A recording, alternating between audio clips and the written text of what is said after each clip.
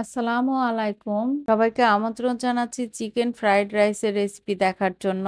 চেষ্টা করেছি খুবই সহজ আর মজার করে তৈরি করতে। তো চলুন দেখে নিন এর পুরো প্রস্তুত প্রণালী। চিকেন ফ্রাইড রাইস তৈরির জন্য প্রথমে একটা হাঁড়িতে নিয়ে নিচ্ছি 4 কাপ পানি। এর মধ্যে দিয়ে দিচ্ছি 1 চা চামচ লবণ। লবণটা পানির সাথে একটু নেড়ে মিশিয়ে নিচ্ছি। এখন ঢেকে দিচ্ছি, অপেক্ষা করব পানিটা খুব ভালোভাবে ফুটে ওঠা পর্যন্ত।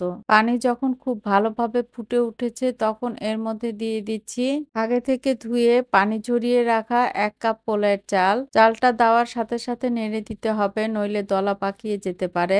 এখন ঢাকনা খোলা রেখে চালগুলো 80% এর মতো সিদ্ধ করে নিব। প্রায় 80% এর মতো সিদ্ধ হয়ে গিয়েছে। এখন চাল থেকে পানিটা ঝরিয়ে নিব।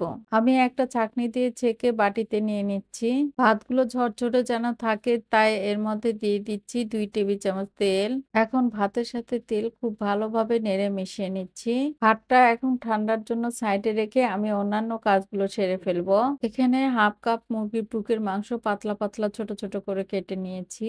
এর মধ্যে প্রথমে দিয়ে দিচ্ছি হাফ চা চামচ গোলমরিচ গুঁড়ো, হাফ চা চামচ সয়া সস, হাফ চা চামচ লেবুর রস, কর্নফ্লাওয়ার দিয়ে দিচ্ছি 2 চা চামচ। আমি এর মধ্যে এখন কোনো লবণ দিব না, কারণ এর মধ্যে সয়া সস দিয়েছি। সয়া সসে অলরেডি লবণ দেওয়া আছে।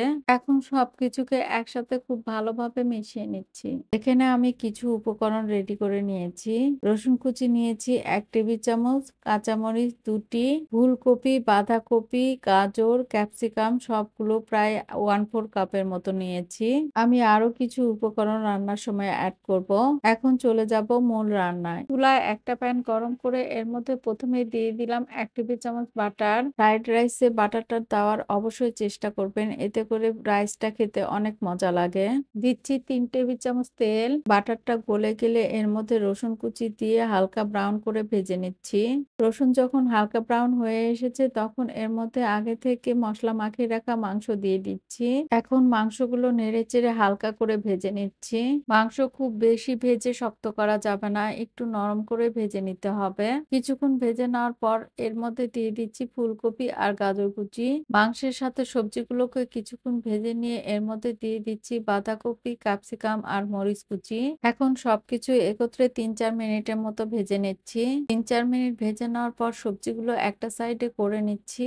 এখন এই ফাঁকা জায়গাটায় দিয়ে দিচ্ছি 2টো ডিম। ডিম দুটো সামান্য ভাজা হয়ে আসলে সাইডে রেখে আমি ছোট ছোট করে ভেঙে নিচ্ছি। আপনারা ডিম আলাদা করেও ভেজে নিতে পারেন। আমি এভাবেই সবসময় ভাজি। এভাবে ভেজে নিলে ডিমগুলো অনেক সফট থাকে আর খেতেও অনেক ভালো লাগে।